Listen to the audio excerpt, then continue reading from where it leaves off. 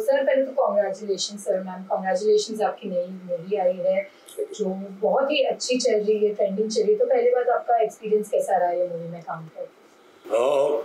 ऋतुराज मेरे बहुत पुराने दोस्त हैं, मैं 20 साल पहले से जानता हूँ उनको, एंड बहुत फन लविंग, बहुत सेंस ऑफ ह्यूमर तो कमाल का था। मतलब जो लोग कुछ और बात कर रहे हैं, कुछ कॉमेडी की बात हो रही है, कुछ भी मस्ती चल रही, वो एक उनका वन लाइन पीछे से आता था, एक अलग सा कुछ आता था। So he was fabulous, wonderful human being, बहुत हेल्पफुल थे, लोगों को भी हेल्प करते थे, एक्टर्स को एक्टर्स को हेल्प करते थे, very emotional person also at the same time, a great guy and he will be missed, we will miss him, but wherever he is, I'm sure he's looking at us, looking out for us and blessing us. मैं तो actually Rituraj से मिली इस film के set पे ही थी, but shooting ख़त्म करते करते हम लोगों की दोस्ती इतनी अच्छी हो गई, and even after shooting he is been a great friend. उस टाइम पे भी एज एन एक्टर बहुत कुछ सीखी मैं उनसे, जबकि हमारे सीन्स नहीं थे साथ में, बट फिर भी उनको देखना ही अपने आप में एक लर्निंग है। और उसके बाद भी मुझे लगता है मैं लाइफ के बारे में भी बहुत कुछ सीखी हूँ उनसे। या वी मिस हिम। अच्छा, आपकी फिल्म का नाम जो है हाउस ऑफ लाइज है, तो कौन सा ऐसा एक झूठ है जो आप अपने बारे में फैलाना चाहेंगे? अफवाह, कोई एक अफवाह के भाई जिससे आपको बहुत कुछ नेम फेम कुछ मिल जाए? अरे प्रॉब्लम है मेरी शक्ल देख के मैं कोई भी झूठ बोलूँगा लोग मान जाएंगे।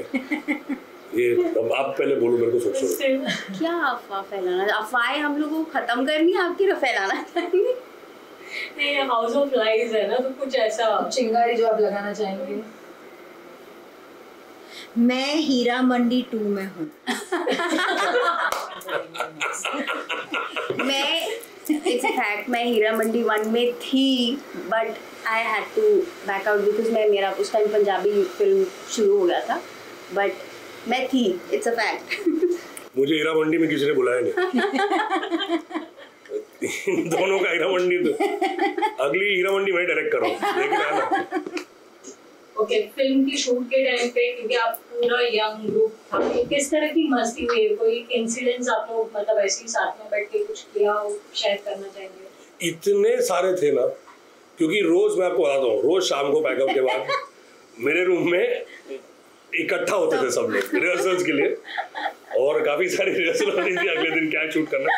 तो जब हम होते थे तो आपस में, Girish we have is a wonderful singer, Ajitesh is a great singer, तो वो लोग बैठ के गिरीश गिटार बजाता था, गाने वाने गाते थे हम लोग, मतलब वो लोग गाते थे, हम गाते थे, हमारे जाते लोग, तो वो लोग गाते थे, वो सब मस्ती होती थी, खाना वाना साथ खाते थे, तो इतनी सारी बातें, इतना हंसी मजाक, इतनी मस्ती करते थे हम लोग, दैट वो टाइम कहाँ निकल गया वो पता नहीं चला। Only for that reason I feel 13 दिन बहुत कम पड़े, बट कोई बात नहीं, फिल्म अच्छा है, 13 दिन में हो गई।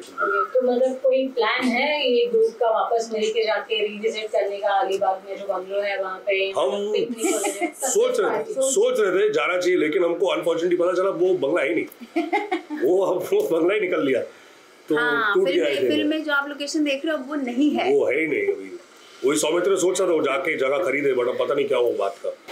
He let us know. ये पार्टीज का मुझे एक चीज़ बहुत फनी लगी थी। मैं ना I used to go and of course हम enjoy करते थे, और Hiten used to make sure कि सब खाना खा के जाए।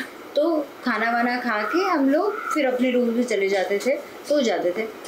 मुझे मेरी चप्पल नहीं मिल रही 5 दिनों से चप्पल नहीं मिल रही थी। मैंने कहा चप्पल कहाँ गई मेरी, कहाँ छोड़ दी, क्या कर रही।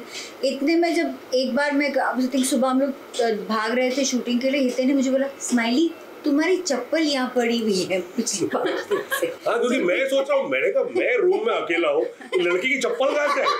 बोला बाकी लोग आएंगे वो देखे कहेंगे वो आपके रूम में कौन आया था कि चप्पल छोड़ के गया। अब मेरे ऊपर डाउट रहा था, नाम खराब हुआ था।